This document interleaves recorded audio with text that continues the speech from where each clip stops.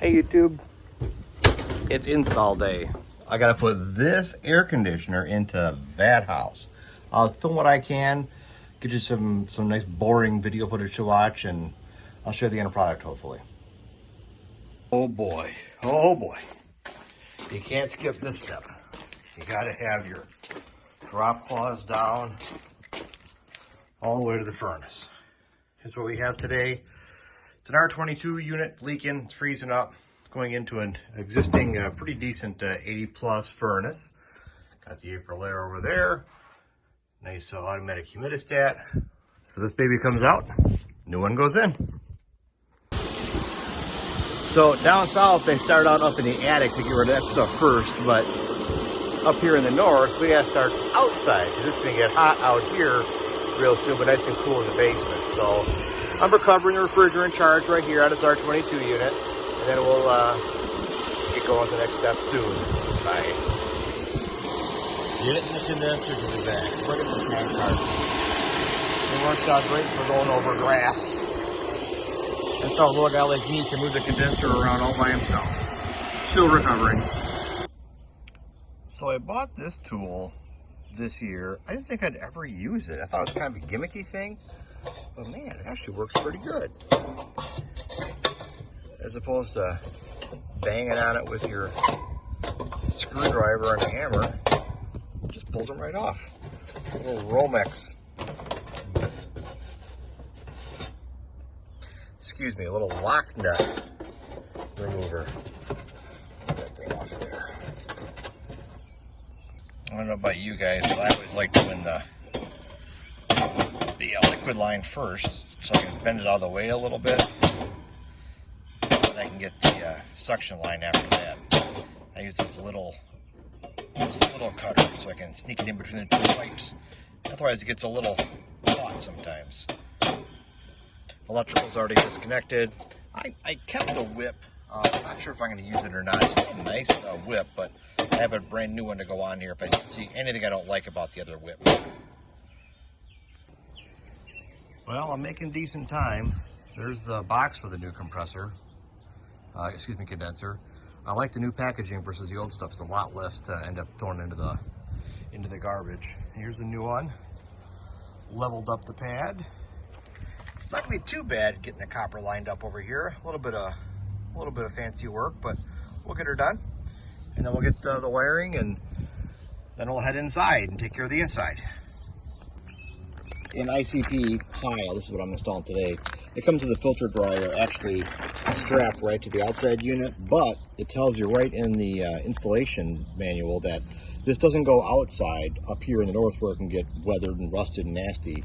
This should go inside by the coil. So I always set this aside and try not to forget it when I go inside to install the evaporator coil, but this will go inside.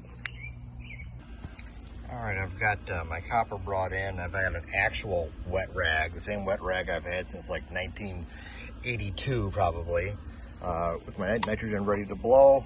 And I use a turbocharge with just an acetylene B tank. Some guys are oxyacetylene. I find the turbocharge to do everything I need to on the residential side. And I fill up this B tank like once a season, and I go all season with it. So for me, it's pretty convenient. Make some nitrogen going here at the old braze setting here. Turn it up. And then we'll torch that on. And I'm gonna have to put both of these brazes on double super secret probation. I gotta look at them real good.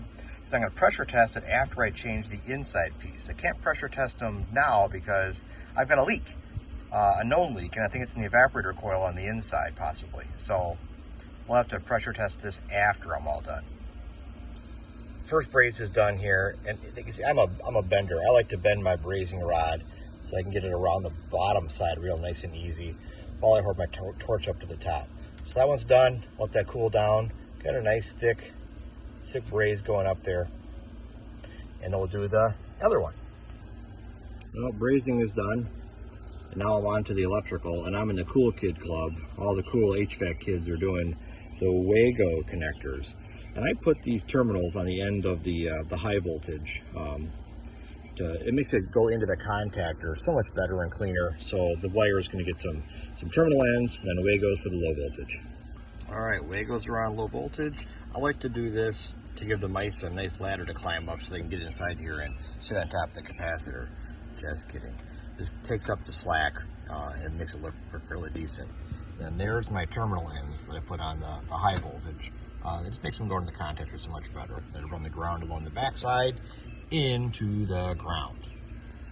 Electrical's done. Oh, and by the way, I don't know, about 2 hours into the day. All right, the old coil is out. I already took it upstairs. Took out the exhaust venting so I can get this in. Old liquid line dryer or filter dryer is out. Cut those. I'm gonna put this coil, cased coil, in that spot and then do a transition to take out the gap. I'll show you a little bit of what I can, but I can't do it with only one hand because I'm filming with my phone. Okay, I've got the transition put together. I couldn't use my Pittsburgh machine because it's just too narrow of a spot. Now I got to braze the knees, replace the rest of the line set covering, and get the exhaust venting put back on. All right, I got everything done downstairs. I got the pressure test going here. I'm gonna start releasing the pressure here.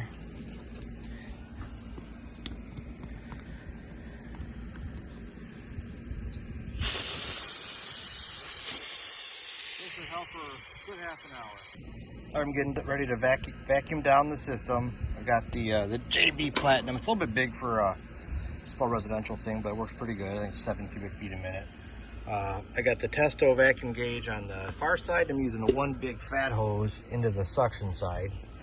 We'll vacuum it down to 500 microns or lower, and then we'll do a decay test. But I can't show you because my phone is how I read that probe. This one right here is Bluetooth.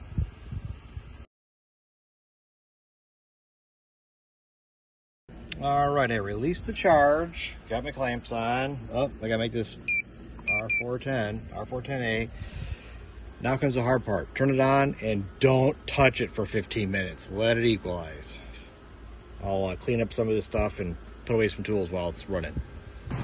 All right, I fired it up. You can see I put the duct sealant on all of my joints, even though it looks ugly, and no matter how good you do your metal and cover it up with tape and putty, it looks goofy. Line sets are both insulated, filter dryers in place. Going to the right direction, may I add. This is a Uniflow, it's not heat pump, a bi-flow filter dryer.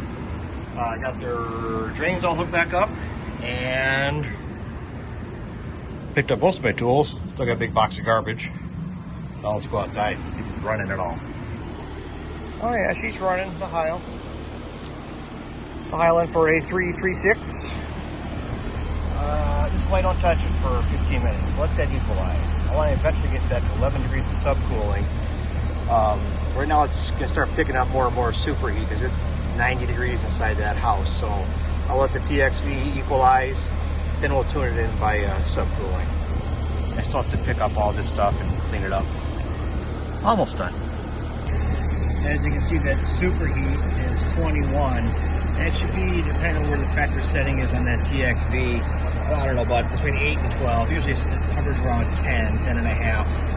The subcooling is still low.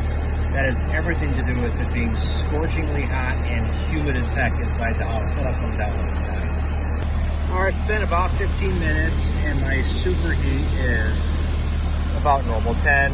It's going between 10 and 12. It's not fully open anymore. It's actually cycled down a little bit. Subcooling is not high enough, so I do have to add some 410. These come tuned to 15 feet of line set, and this adds more line set than that, so let's add some refrigerant. Alright, we've got our 11 degrees of subcool and 9 degrees of superheat. We're about tuned in. I pull my gauges off and back her up. I hope that gave you a little insight into how I do an air conditioner swap out. Maybe one of these days I'll bring a GoPro or something so I don't have to film with my phone. And we'll catch you later, YouTube. I'm sweaty.